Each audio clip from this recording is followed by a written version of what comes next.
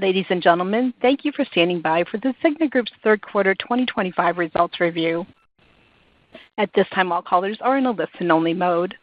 We will conduct a question-and-answer session later during the conference and review procedures on how to enter the queue to ask questions at that time. If you should require assistance during the call, please press *0 on your touch-tone phone. As a reminder, ladies and gentlemen, this conference, including the Q&A session, is being recorded. We'll begin by turning the conference over to Ralph Giacobbe. Please go ahead. Great, thanks. Good morning, everyone. Thank you for joining today's call.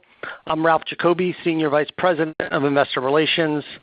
With me on the line this morning are David Cordani, the Cigna Group's Chairman and Chief Executive Officer, Brian Evanko, President and Chief Operating Officer, and Ann Dennison, Chief Financial Officer. In our remarks today, David, Brian, and Ann will cover a number of topics, including our third quarter 2025 financial results and our financial outlook for 2025. Following their prepared remarks, David, Brian, and Ann will be available for Q&A. As noted in our earnings release, when describing our financial results, we use certain financial measures, including adjusted income from operations and adjusted revenues, which are not determined in accordance with accounting principles generally accepted in the United States, otherwise known as GAAP. A reconciliation of these measures to the most directly comparable GAAP measures, shareholders' net income, and total revenues, respectively, is contained in today's earnings release, which is posted in the Investor Relations section of thecignagroup.com. We use the term labeled adjusted income from operations and adjusted earnings per share on the same basis as our principal measures of financial performance. In our remarks today, we will be making some forward-looking statements, including statements regarding our outlook for 2025 and future performance. These statements are subject to risks and uncertainties that could cause actual results to differ materially from our current expectations. A description of these risks and uncertainties is contained in the cautionary note to today's earnings release and in our most recent reports filed with the SEC. Regarding our results, in the third quarter, we recorded a net after-tax special item benefit of $61 million, or 23 cents per share. Additional details of the special items are included in our quarterly financial supplement. Additionally, please note that when we make prospective comments regarding financial performance, including our full year 2025 outlook, we will do so on a basis that includes the potential impact of future share purchases and anticipated 2025 dividends. With that, I'll turn the call over to David. Thanks, Ralph. Good morning, everyone, and thank you for joining our call. In a highly disrupted market at the Cigna Group, we continue our track record of sustained growth in 2025. And I'm pleased to report that in the third quarter, the Cigna Group delivered strong results and continued in a continued dynamic environment. Today, I'll briefly walk through how we will sustain our growth by accelerating innovation to meet the needs of our customers, clients, and partners. We're also introducing new solutions to create meaningful value and impact, including our announcement earlier this week of a new rebate-free model for pharmacy benefits. Then Brian will provide an update on our performance on our growth platforms, as well as provide some perspective on 2026. Then Ann will share some more details on our financial results for the quarter. Then we'll open up for your questions. Now let's get started. During the quarter, we delivered revenue of $69.7 billion and adjusted earnings of $7.83 per share, all while continuing to strategically invest in our business to drive growth and innovation. We've also taken further strategic actions to expand our addressable markets and position the company for future growth. One example is our recent investment in Shields Health Solutions, completed earlier in September. Brian will share more details on this shortly. Our performance this quarter also underscores that we continue to deliver for those we serve, consistently navigating through dynamic and challenging environments. For example, this year alone, we publicly committed in February to a series of actions to further ease access to care in a coordinated way for patients and their physicians. Then we stepped forward to partner with HHS Secretary Kennedy and CMS Administrator Oz, along with others, on a broad set of initiatives that will create a more seamless access to care environment and care continuity for Americans, for example, when they switch health plans. Additionally, earlier this month, Evernorth fertility pharmacies worked with the Trump administration and EMD Serrano to make fertility treatments more accessible for Americans struggling to start or expand their families. And just this week, we announced our transformative new rebate-free D-linked model. Our pharmacy benefit services here are designed to improve healthcare affordability and the experience for tens of millions of Americans. Our durable business model is designed to evolve, flex, and thrive through a variety of changes, whether economic, regulatory, legislative, or evolving technologies. Today, the powerful forces of change across healthcare are accelerating and converging around long-standing challenges, particularly balancing access and affordability for consumers and patients. Drug pricing continues to create a significant affordability challenge and has become an even more intense part of the public dialogue in 2025. One area where we've helped address affordability relates to generic drugs, with Americans today enjoying the lowest prices in the world for these medications. In fact, generic drugs now account for 90% of all prescriptions, and on average, they are one-third cheaper than in the United States and in other countries. And pharmacy benefit managers and the industry as a whole have played a key role in contributing to these lower costs by leveraging a competitive environment for clinically equivalent drugs. Now, on the other hand, prices for brand name medications continue to skyrocket, with those drugs that do not have a generic equivalent costing 4 times as much as the same drug in European markets. And in 2025, it's estimated that the median price set by drug companies for new FDA-approved drugs is projected to be approximately $390,000 per treatment course. As a result of these marketplace dynamics, even though brand name drug medications comprise only 10% of overall pharmaceutical volumes in the United States, they account for 88% of the spend. In recent weeks, President Trump announced a series of initiatives aimed at lowering the cost of brand name medications, bringing the U.S. prices in line with those paid in other developed countries. We are aligned with these efforts and seek to expand access for all our clients, from employers to health plans and governmental plans, so that even more Americans can benefit from fair pricing on their prescriptions. Additionally, similar to our work to reduce pricing in generics, we continue to advocate for necessary changes to accelerate and broaden access to biosimilars, which boosts competition and lowers prices further. For example, the list price of Humira is approximately $7,000 a month. That approaches $85,000 a year for this single medication. Thanks to our innovative offering, we provide customers with Humira at a biosimilar level at no cost to the individual consumer. From a consumer point of view, that's real value, and that's innovation that matters. Even with these efforts, we continue to advance change for the benefit of our customers, clients, and patients. We've deliberately shaped our well-balanced portfolio of businesses across 2 growth platforms at the Cigna Group, Cigna Healthcare and Evernorth Health Services. As a reminder, Cigna Healthcare is approximately 40% of our enterprise earnings. And in Evernorth, specialty and care and pharmacy benefit services are approximately 30% each. So 70% of our portfolio, Cigna Healthcare and specialty and care services, remain well positioned for growth in 2026 and beyond. And to future-proof our company within our pharmacy benefit services, we continue to take significant actions. First, we proactively secured a number of long-term large client renewals and extensions, including the U.S. Department of Defense, Prime Therapeutics, and Centene. We're pleased to be able to serve them and their customers and patients now and through the end of the decade and beyond. Second, we've stepped forward with our new simple and transparent model for pharmacy benefit services, which will replace the complex post-purchase rebate process with a simple upfront discount, which will enable customers and patients to automatically pay the lowest price at the counter, whether through their benefit or on a cash pay basis, and apply their payments through their deductible. And importantly, continue to provide approximately 18,000 clinical safety checks, as well as care coordination programs, which are essential for Americans who are taking multiple prescription medications that may have dangerous interactions. To make the benefits of this model even more evident, consider this.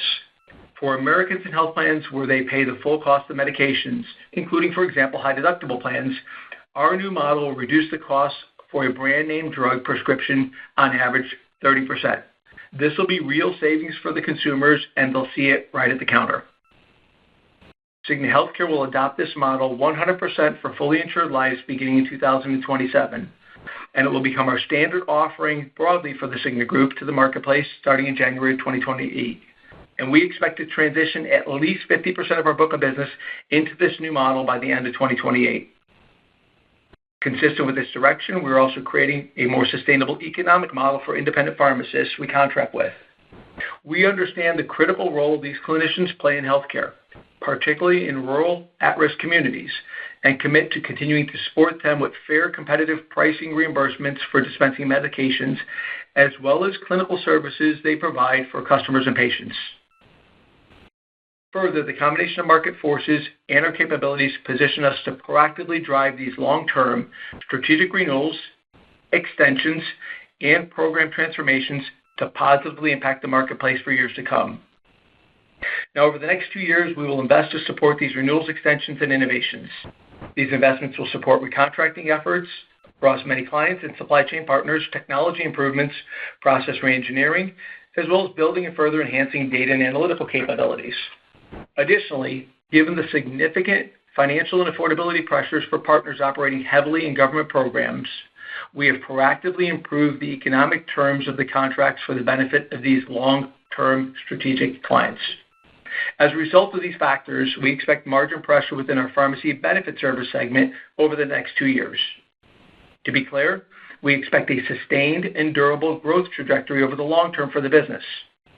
I also want to be clear, even with these significant investments, we expect to grow EPS in 2026. Brian will discuss this further in a few minutes when he addresses our tailwinds and headwinds. All these actions demonstrate the commitment and resolve from the Cigna Group to build a better future and sustain our growth and impact. Now to wrap up, against the backdrop of a dynamic and challenging environment, our third quarter results and our reaffirmed EPS outlook of at least $29.60 underscores the strength of our diverse portfolio of businesses and sustained discipline, execution, and focus. With that, I'll turn the call over to Brian. Thank you, David. Good morning, everyone. I'll start by emphasizing our continued performance and delivery through a dynamic operating environment. Our strong fundamentals, disciplined focus on execution, and innovative mindset position us to continue demonstrating leadership for the benefit of those we serve and to build a more sustainable model for healthcare. Our continued success is rooted in the reasons our clients choose to partner with us: our breadth of capabilities, our clinical excellence, and our benefit plan administration. Taken together, our expertise in these areas enables us to provide access to quality health services and prescription drugs at lower unit costs than clients could achieve on their own, helping them meet their affordability goals. Programs and services that deliver personalized care and prioritize patient safety, and efficient and effective management of their complex benefit plans. Today, I'm going to cover 2 things. First, I will go through our third quarter performance across our businesses, and then I'll touch briefly on the tailwinds and headwinds we see for 2026.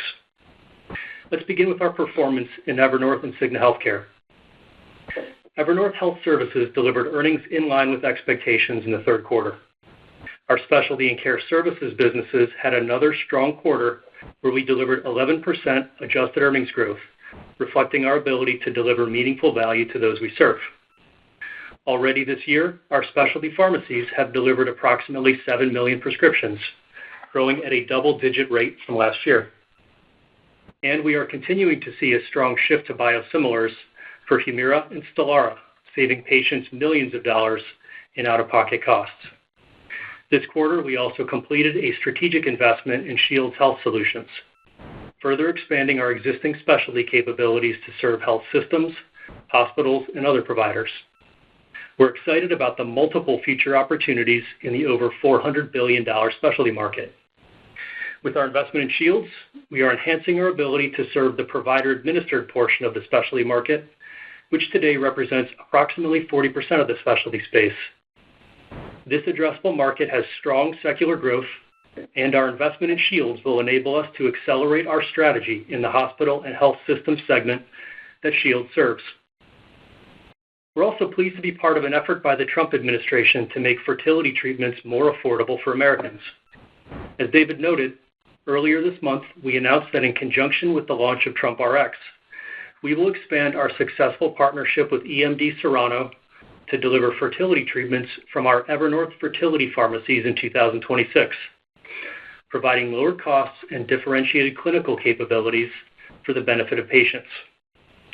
All in, we see a number of growth opportunities in our specialty and care services businesses. With our combined suite of capabilities across Accredo, CuraScript SD, and CarePath RX, we have opportunities to enhance and expand the ways we support specialty for all stakeholders. Now I'll turn to our second major platform within Evernorth, our pharmacy benefit services business.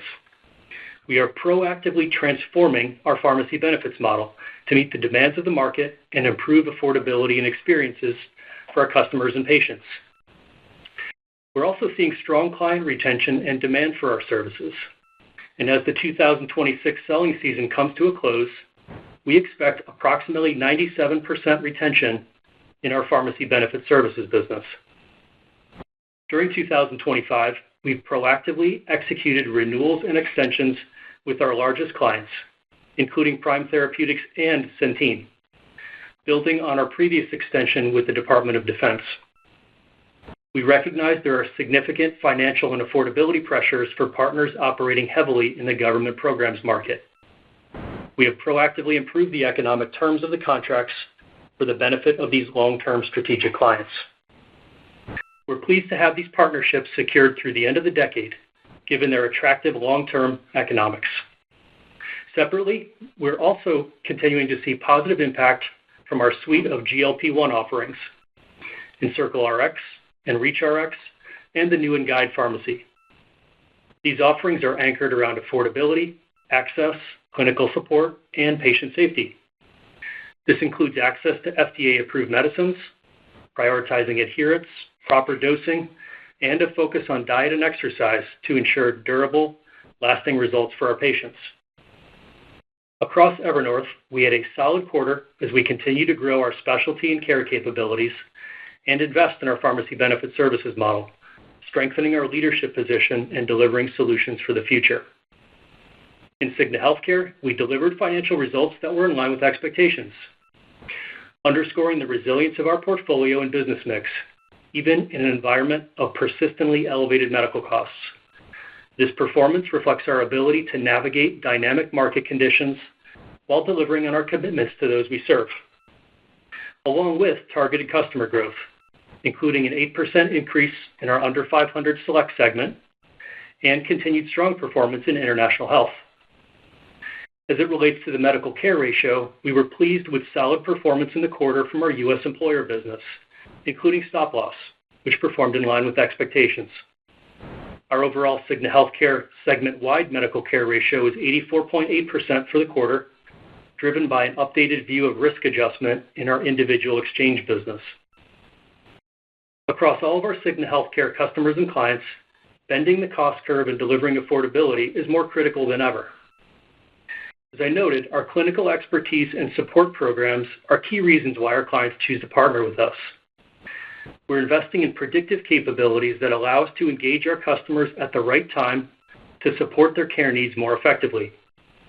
We also enable clients and customers to access high-performing providers through value-based reimbursement models that align incentives and drive better outcomes. In Cigna Healthcare, we're proud to have delivered another solid quarter, fueled by the strength and diversity of our portfolio and our operational focus. Next, I'll share a view of some of the tailwinds and headwinds we anticipate for 2026. Notable tailwinds include continued strong growth of our specialty and care businesses, including our investment in and partnership with Shields Health Solutions. In Cigna Healthcare, consistent with prior commentary, we took corrective action to reprice the stop-loss business beginning early this year and expect to benefit from margin expansion within that business in 2026. Turning to headwinds, in Evernorth, the aforementioned renewals and extensions will generate a modified margin profile going forward for these large clients. And our new rebate-free pharmacy benefits model will incur short-term investment and transition costs, including for technology and operational reconfiguration as we accelerate transformative change. And within Cigna Healthcare, the absence of non-recurring benefits in 2025, specifically related to our divested Medicare businesses, as well as our individual exchange business. Taking these factors all together, overall, we expect EPS growth in 2026. In Evernorth, we expect operating income to be slightly down in 2026. Our specialty and care services business will grow income towards the higher end of its long-term growth target, offset by a decline in pharmacy benefit services. In Cigna Healthcare, we expect operating income to grow towards the higher end of its long-term growth target. As I wrap up, I'd like to reiterate some bright spots for the quarter.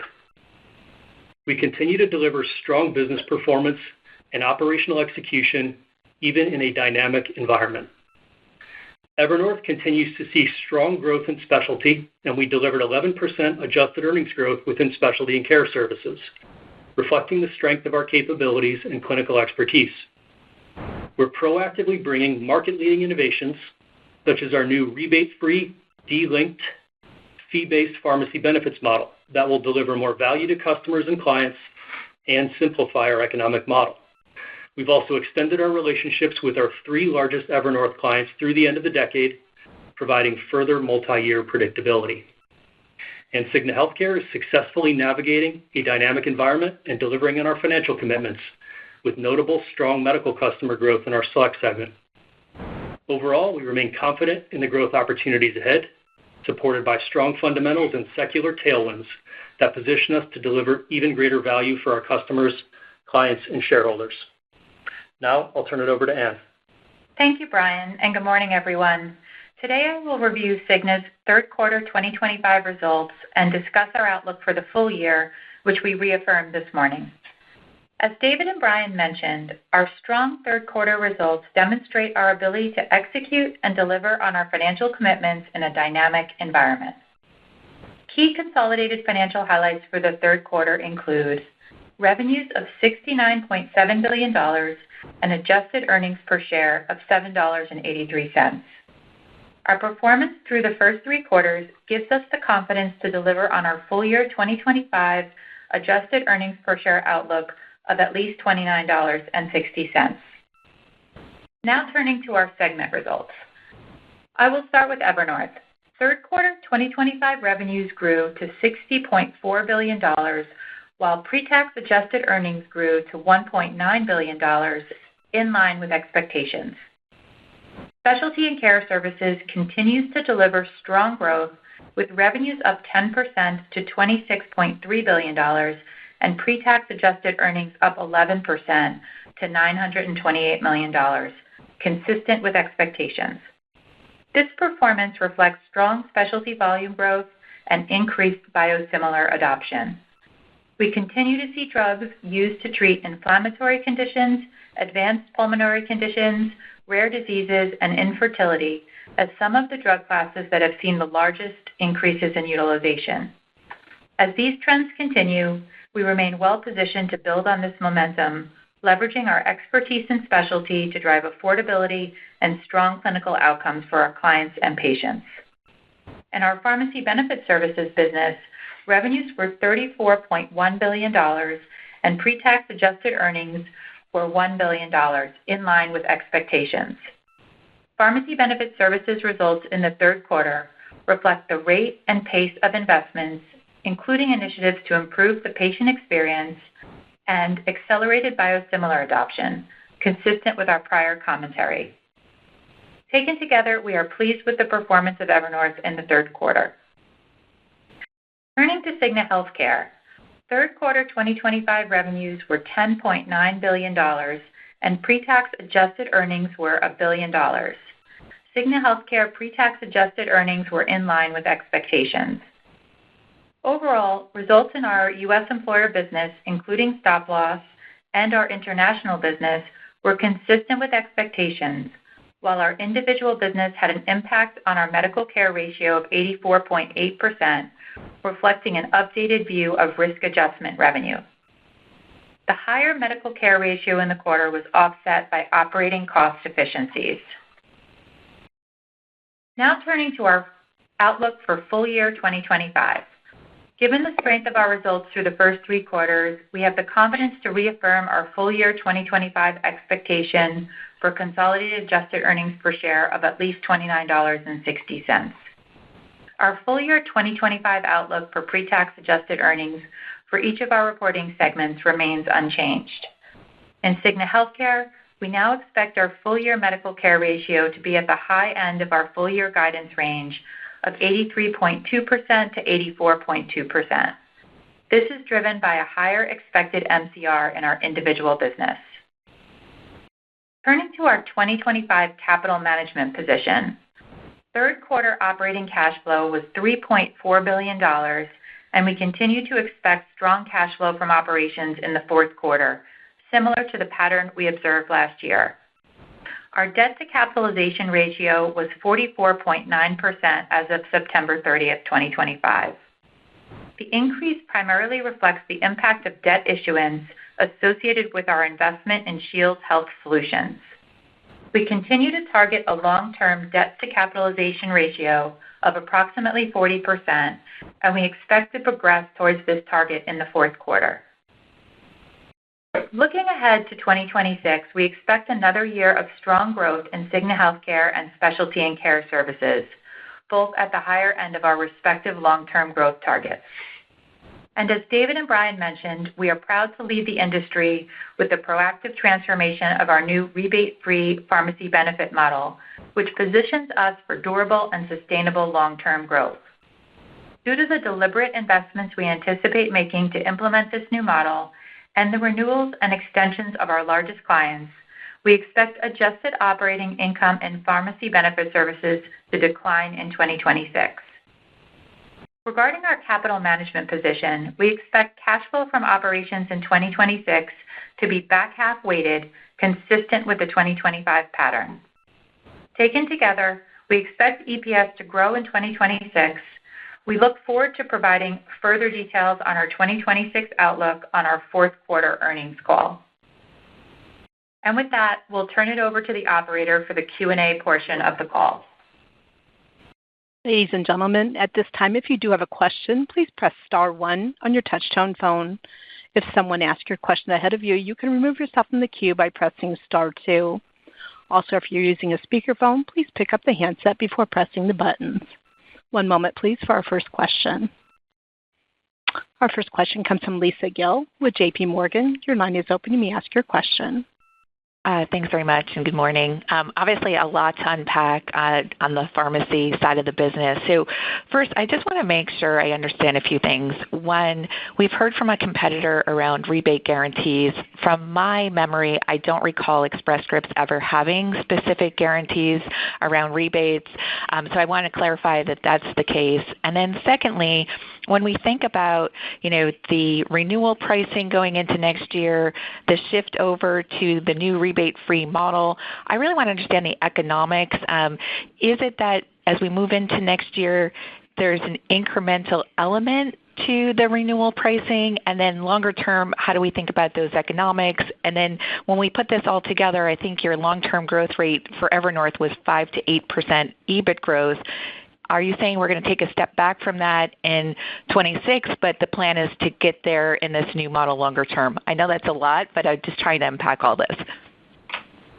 Lisa, good morning. It's David. It is a lot, and clearly there's a lot going on in the space. Let me come to a couple headlines for you first and foremost.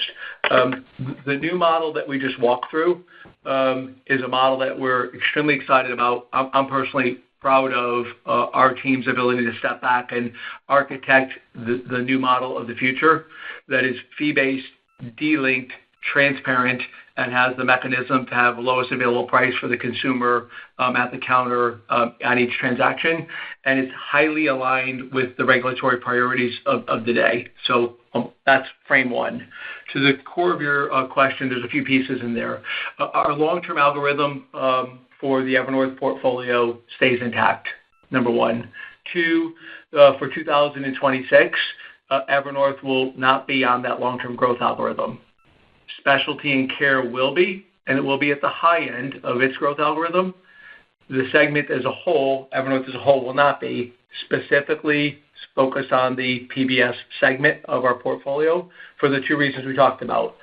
significant investments in building these new sets of capabilities and the proactive actions we've taken around renewals and strategic extension of contracts, acknowledging the significant challenges of those that are serving the government-sponsored marketplace. We believe that the combination of those two actions materially future-proof that business for many years to come and are highly responsive to where the market needs to go.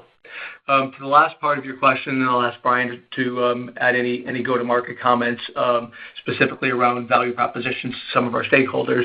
The initial part of your question was around guarantees. Yes, there are instances where different dimensions of offerings have guarantees. We've not spent time with you all talking about guarantee volatility because by and large, the aggregate relationships we've had with our clients over many years and the value we've delivered for our clients has performed in a dynamic and volatile environment. But it's never been a headline that we've needed to bring to you on a regular basis.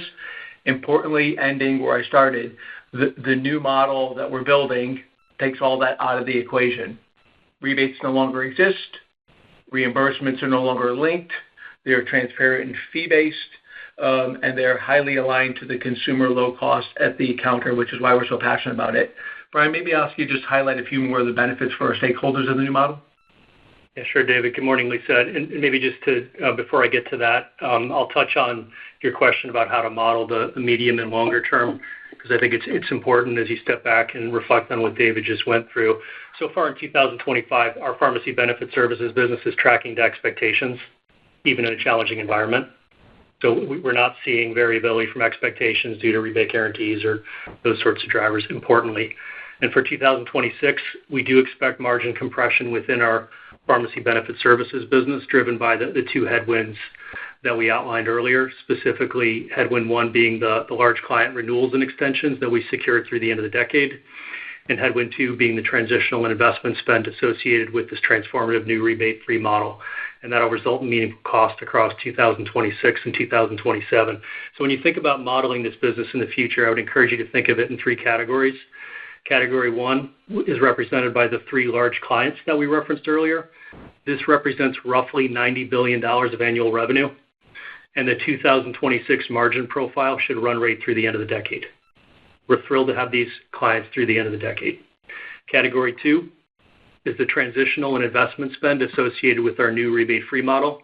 This will result in margin pressure across 2026 and 2027, but it'll largely dissipate thereafter.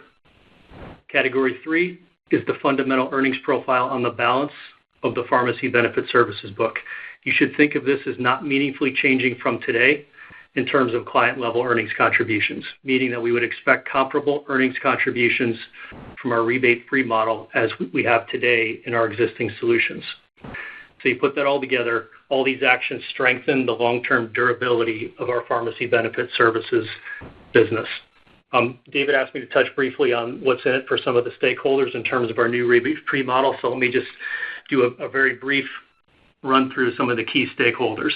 So for patients, this model will insulate them from the high list prices set by drug manufacturers, even if they're in a high deductible health plan. Our price assured technology will ensure that they always pay the lowest possible out-of-pocket price, even in those rare instances where an alternative cash pay option is less expensive than our negotiated price. And if the patient does pay out of pocket, we will ensure that it applies to their deductible. Our breakthrough new model also supports independent pharmacists by reimbursing them based upon their drug procurement cost, plus a dynamic dispensing fee that varies based upon the clinical intensity of the prescriptions they're filling. Critical access rural pharmacies will receive a higher dispensing fee in acknowledgement of the crucial role these pharmacies play in their communities. And for our clients, I'll just use an employer to illustrate this quickly. It's a simple, fee-based, de-linked payment structure that covers all administration and clinical programs. This offers the employer more budget certainty versus today's model, which is a post-utilization reimbursement approach. It also should result in greater employee satisfaction with their benefits. Today, often, there's sticker shock when a patient is faced with the out-of-pocket cost for expensive brand drugs. This is a solution to that problem for employers. And we would expect stronger adherence to treatment protocols, resulting in improved employee productivity and presenteeism over time.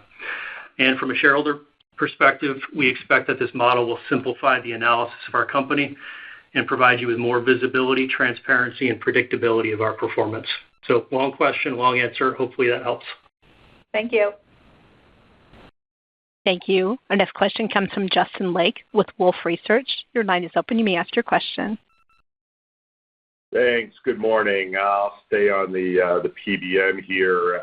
First, just any color you can share with us in terms of the magnitude of that 2026 decline. Is it low single digits, mid single digits? Not to pin you down on the number, but just maybe a range you could help us with so we can think about the magnitude of the pharmacy benefit pressure there next year.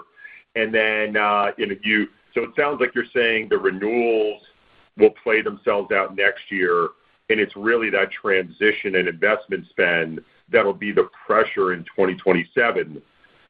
So maybe you could give us some color on how much of that, how big that investment spend bucket is, maybe relative to the overall pressure, and how much of that we should see in 27, just so we can understand, how much of a, do we get back to typical earnings in 27 growth minus whatever this investment spend is? Is that the right framework? And maybe give us some numbers on that. Thanks. Good morning, Justin. It's Brian. So in terms of the second part of your question, your framework's right in terms of the large client extensions and proactive renewals. That'll become a new run rate starting in 26 through the end of the decade plus. And the investment spending is the component that will continue into 27. So you've got the right frame of reference there. As it relates to sizing the impact on the pharmacy benefit services operating segment for 26, just maybe I'll walk through a few of the components within Evernorth to help give you some color here. And just note, we're not giving explicit guidance today. This is meant to be more of a directional outline to help you understand what we see for 26.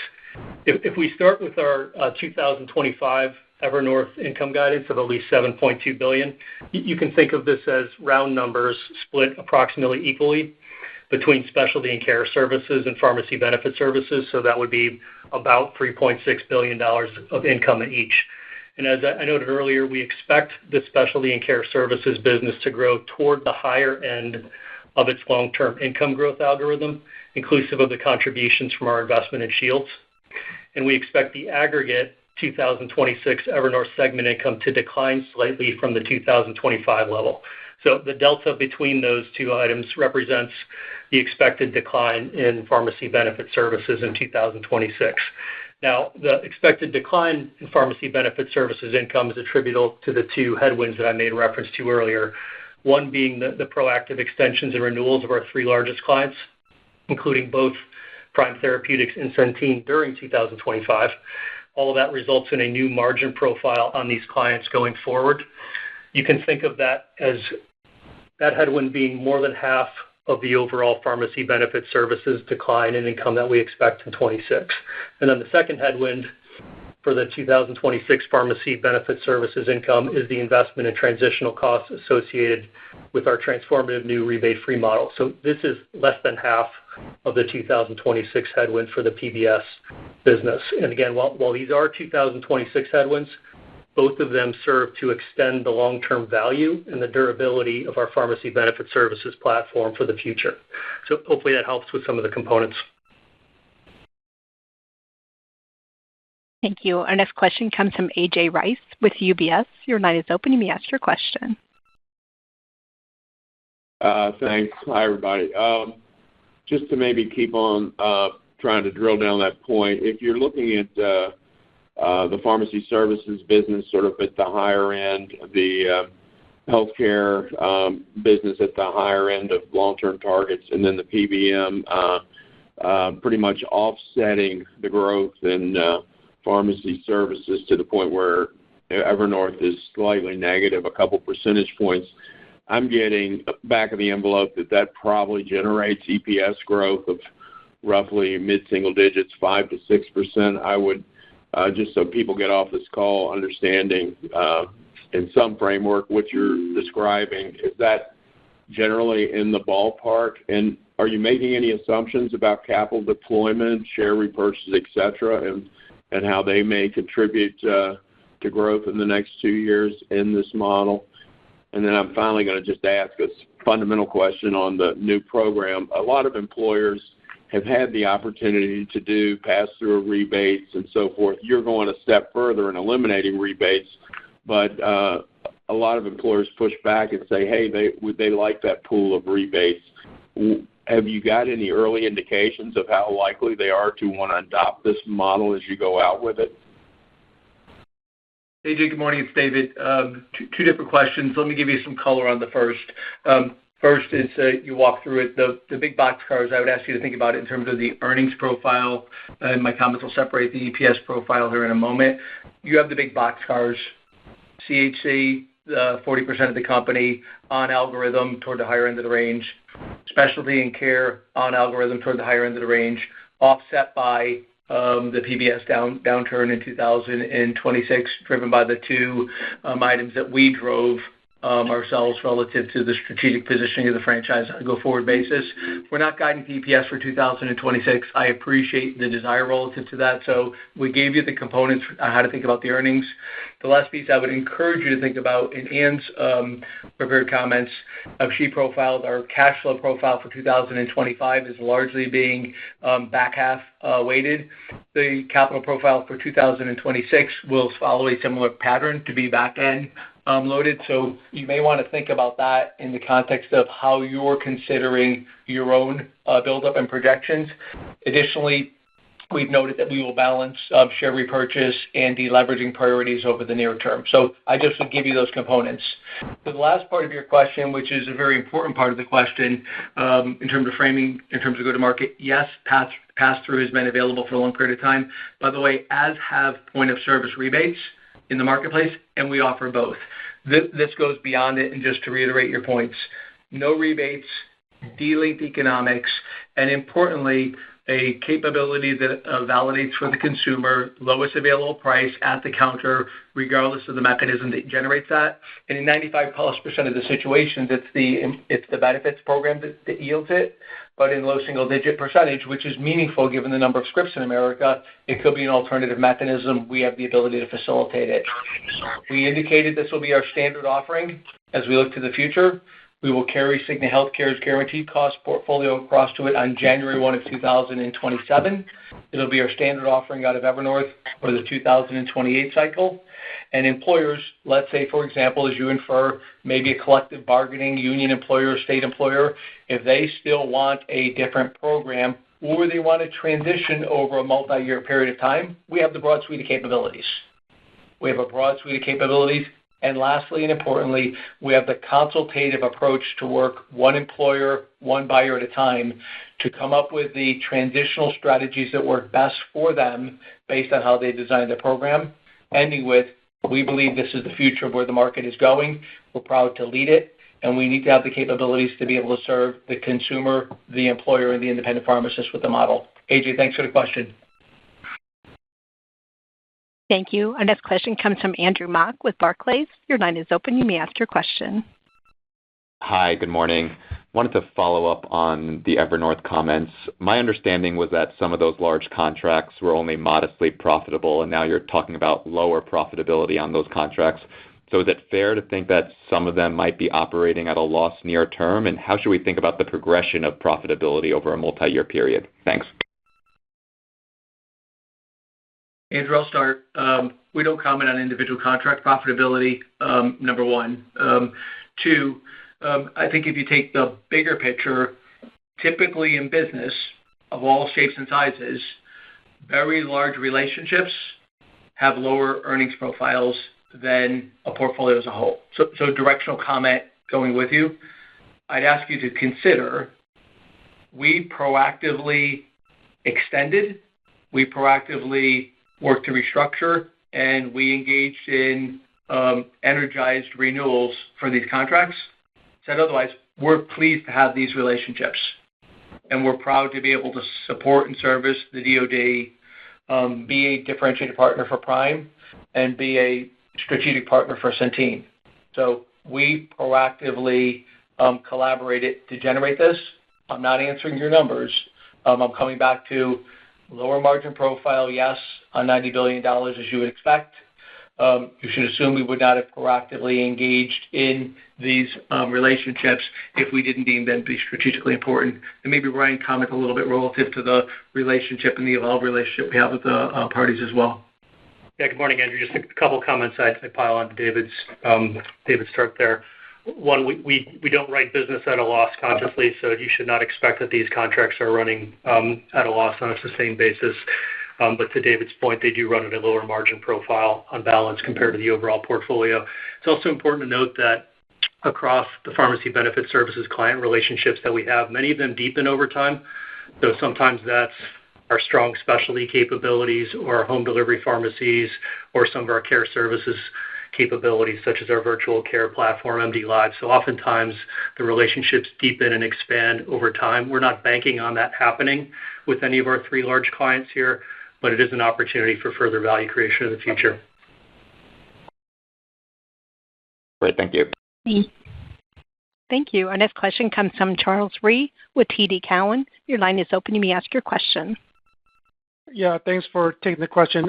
Maybe David, obviously you're making this choice to strategically move the business model going forward, and appreciate all the comments that you had here. You're kind of going it alone at the moment. You talked about sort of the examples with prior auths earlier this year. Can you maybe give us a sense here on, what the dialogue might be like in Washington between yourselves and and some of your peers? It does seem like the work that you're doing with, administration IVF and some of the other things seems to, suggest that the environment is better in terms of coming to some type of, bigger resolution and, trying to see, do you see room to find more common ground, either with regulators or the administration to maybe come to some more broader, resolution that could, perhaps lift this regulatory overhang that's kind of been on the industry for years? Charles, thank you for the question. I guess I'll come at it through a few frames as you paint the picture. One, we've long as a company believed that sustained public-private partnership collaboration is critical in the United States. If you step back and look at the way in which programs are designed in the United States, having good alignment of public-private partnership is quite important, and the interdependencies of the programs, be they employer, Medicaid, Medicare, exchange, or otherwise, there are interdependencies between the way the programs function. Point 2 is, if you paint the last year and you reference some of the components, you can think about actions we've driven in a few categories. One, further extending public-private partnership. Example of that I cited in my prepared remarks, and pleased to see the industry more broadly stepping forward with Secretary Kennedy and Administrator Oz relative to changing and transforming the way prior authorizations work and changing and transforming continuity of care between health plans for an individual that no action of their own results in a pre-approved event in December. Their health plan changes over in January. They today have to go through a new event. We took that off the table. That's a good example. Or as you referenced, the fertility outcome on an expedited basis, taking our capabilities, understanding the needs statement, and through public-private partnership, evolving a capability with the MD Serrano, ourselves, the administration going forward, that falls into public-private partnership. Bucket 2 is sustained relentless innovation. And you use the go it alone phraseology. While I won't put it uniquely in the go it alone, if you just look back at the GLP-1 space over the recent past, we led the industry with our Encircle program that acknowledged and recognized the need to have broader programs wrapped around GLP-1s for employers, around lifestyle management, behavior modification, titration of medication programs on an individual-by-individual basis. We're pleased to have over 10 million individuals benefiting from that program today. Or an expansion of a program that didn't have one drug, had both leading drugs, with a different program for employers that capped the out-of-pocket up to $200. So those are examples of continued innovation, like our Pathwell programs or otherwise. And the third category are step function transformations. This is a step function transformation. We should be very blunt about it. It is a reframing of the marketplace to where the marketplace needs to go. Whether you look at it through the consumer's lens the consumer, even on 5% of the pharmaceuticals in America, if there's 6 billion prescriptions, if 5% or 3% of them have some dislocation at the counter, that's too many. That's too many for Americans. And while benefit programs have been designed comprehensively and responsibly by employers, by health plans, by governmental agencies, there is increasing friction for the consumer. This takes that out of the equation. There is increasing complexity for the employer. As Brian referenced, this takes that out of the equation, and there is more support for the independent pharmacist. All of that is to say that we're driving public-private partnership, we're driving innovation, and we're driving step function growth. And there is good collaborative engagement in Washington relative to the direction, the importance, and the need. And we will continue to lean into a nonpartisan, fact-based, patient and customer-centric engagement in Washington going forward. So this is an important moment for us, and I appreciate your question. Good progress through all fronts of the three categories I referenced. Thanks for your question. Thank you. Thank you. Our next question comes from Scott Fidel with Goldman Sachs. Your line is open. You may ask your question. Hi, thanks, and good morning. Well, I guess one of us should probably ask about Cigna Healthcare, so I'll do that. Appreciate the framing that you gave around 2026 and the growth in Cigna Healthcare expected to be towards the higher end of the long-term algorithm. Can you walk us through maybe some of the key building blocks that are the inputs into that?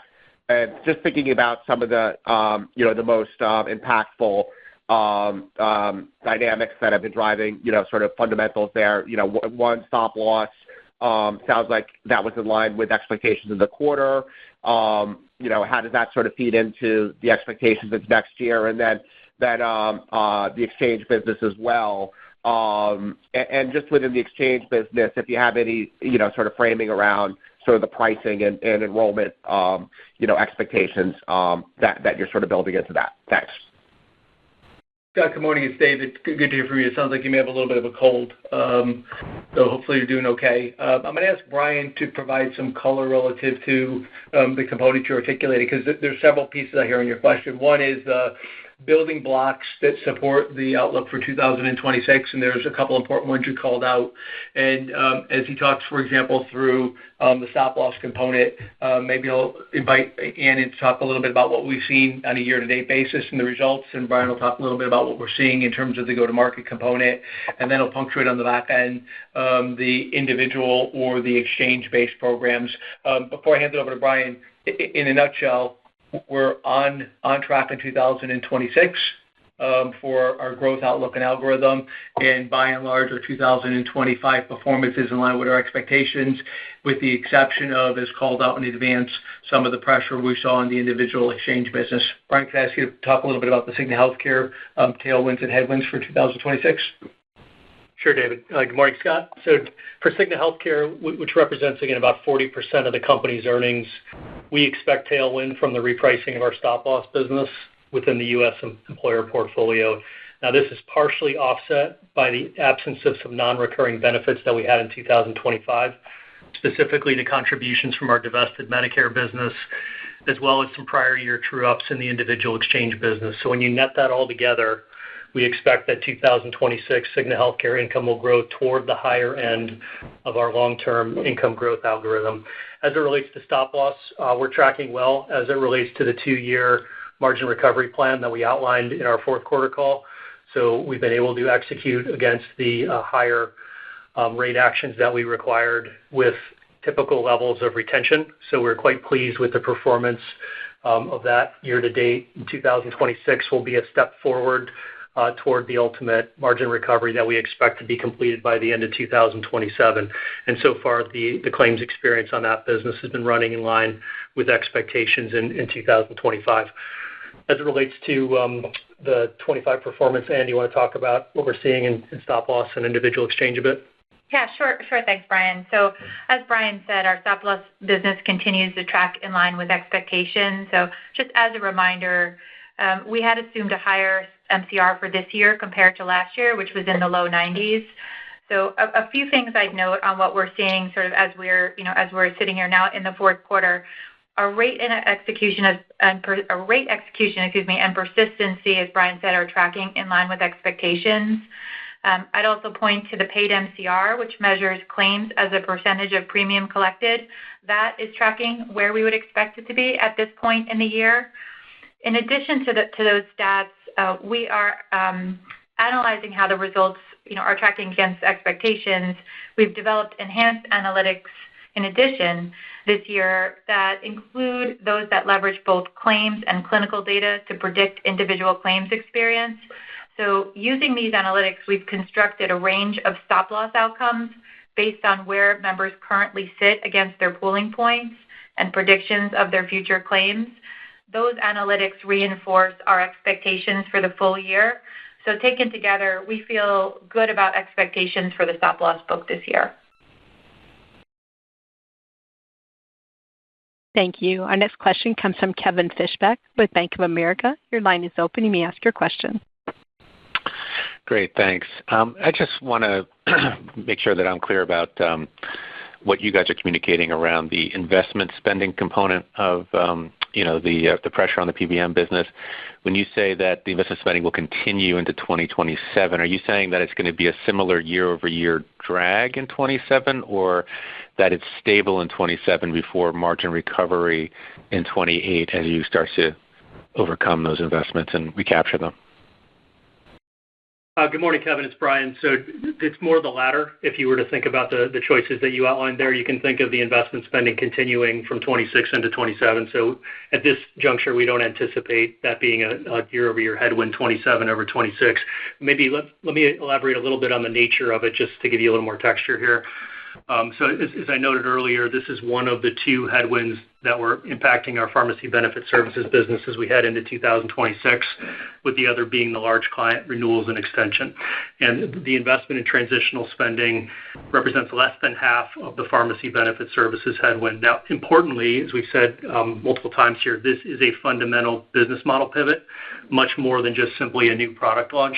So as a result of that, there's some substantial technology investments required, both some that are market-facing as well as others that are more back-office in nature. So just keep in mind our existing infrastructure really has been built around a pharmacy rebate-oriented ecosystem. Secondly, we do have a series of recontracting work that needs to be completed in order to deliver the model. So think of this as manufacturer contracts, network pharmacy contracts, as well as client contracts. So overall, these are fairly substantial changes that represent, again, one of the drivers of 2026 being a transitional year for our PBS business. But you should think of the spend levels as being broadly consistent between the 2 years. David, anything you'd like to add? Yeah. Kevin, just maybe to give you a summary, I think where we're going with your question, and I'm going to give you a directional comment as opposed to a financial comment. As you think about the building blocks of the capabilities, our CHC, we're on algorithm in 26, specialty and care on algorithm in 26, PBS off algorithm in 26. As you play that forward another year where you're going in terms of the moving points, Brian indicated the greater than 50% in the PBS part of our capabilities that is large client related will run rate going forward. So you have a different basis but new run rate going forward. And when you wrap it together, while there's investments that will carry into 2027, at this point it'd be reasonable to assume we would expect to be back on at the enterprise level on algorithm for 2027 with the strength of the franchise. Perfect. Thanks. Thank you. Our next question comes from Jason Cassorla with Guggenheim Securities. Your line is open. You may ask your question.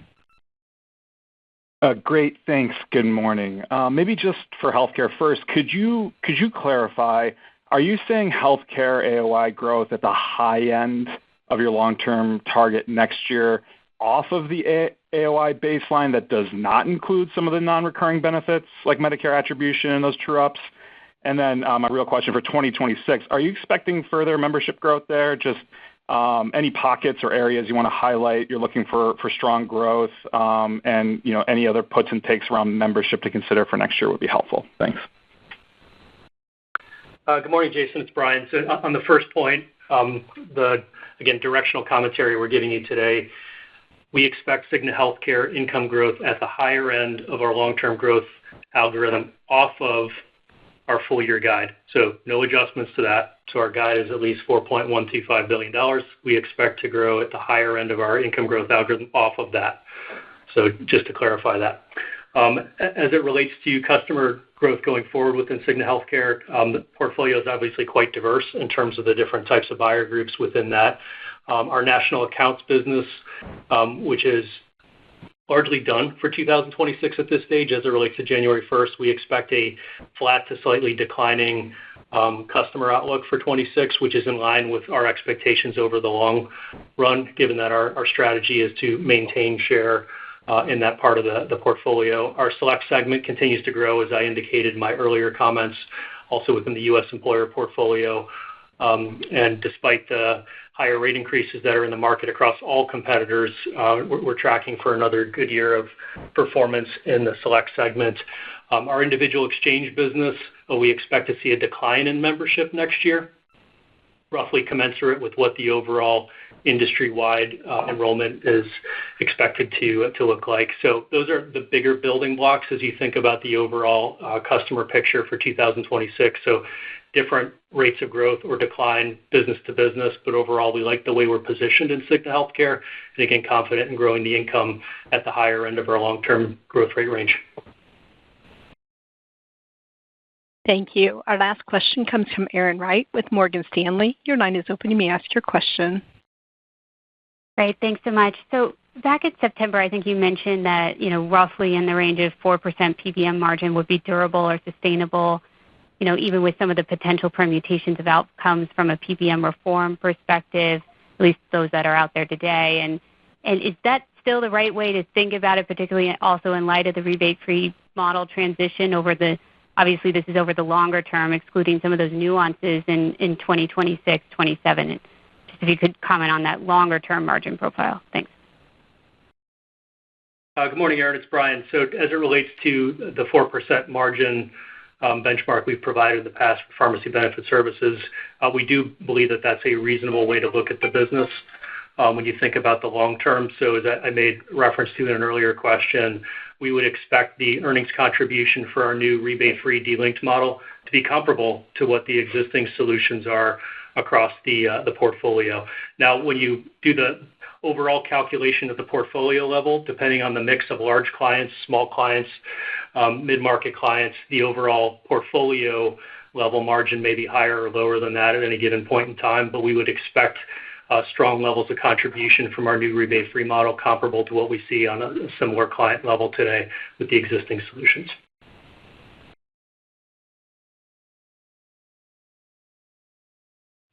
Thank you. At this time, I'll turn the call back over to the speakers. I just want to briefly wrap up our call today. First and foremost, thank you for joining, and thank you for your questions during our call. As I wrap up, I want to say how much I appreciate and how proud I am of our co-workers across the globe.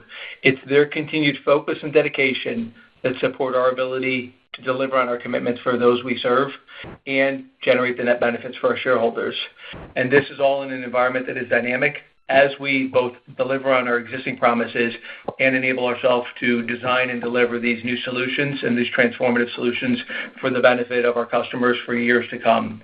We're proud of what we've achieved. We're jumping off a strong base in 2025, and 2026 will mark another strong year for the organization in our Cigna Healthcare portfolio and in our specialty and care portfolio as we invest significantly in our PBS portfolio to future-proof it for years to come. Thanks again, and have a good day. Ladies and gentlemen, this concludes the Cigna Group's third quarter 2025 results review. Cigna Investor Relations will be available to respond to questions shortly. A recording of this conference will be available for 10 business days following this call. You may access the recorded conference by dialing 866-405-7290 or 203-369-0603. There is no passcode required for this replay. Thank you for participating. We will now disconnect.